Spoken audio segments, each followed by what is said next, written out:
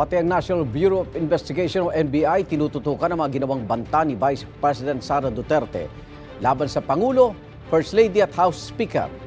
Bari kaya siyang kasuhan dahil dito? May unang balita si Mav Gonzalez. Kapag pinatay ako, patayin mo si BBM, si Lisa Araneta at si Martin Romualdez. Ang pahayag na ito ni Vice President Sara Duterte, tinawag ng law enforcement authorities na active threat laban kay Pangulong Bongbong Marcos at ang PNP, pinaiimbestigahan na ito sa CIDG. Ang NBI, sinisiyasat na rin ang pahayag ng bise, pero para sa NBI, walang aktwal na banta ngayon sa buhay ni Pangulong Bongbong Marcos. Unang ginawa ng NBI ay i-check kung hindi yun deepfake, kung hindi yun AI generated. So we found out that the same is authentic.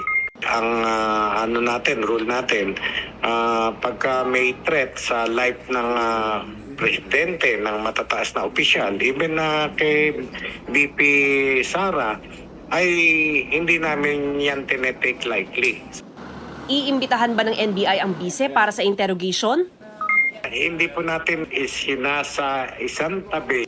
Pinag-aaralan din daw ng NBI kung maaari bang makasuhan ang bise.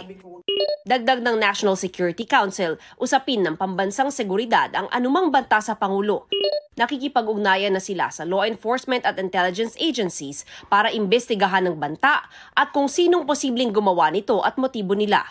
Nanghingan ang bise ng reaksyon sa pahayag ng NSC. Medyo pagod ako ngayon, but in the proper time, I can answer everything. Ayon sa law expert na si Attorney Domingo Cayosa, maaaring kasuhan ang bise batay sa mga pahayag niya. Only the president is immune from suit. All others can be charged.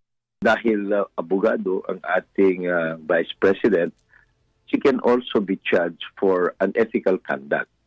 At but the penalty there is only pinakamataas na disbarment from legal profession.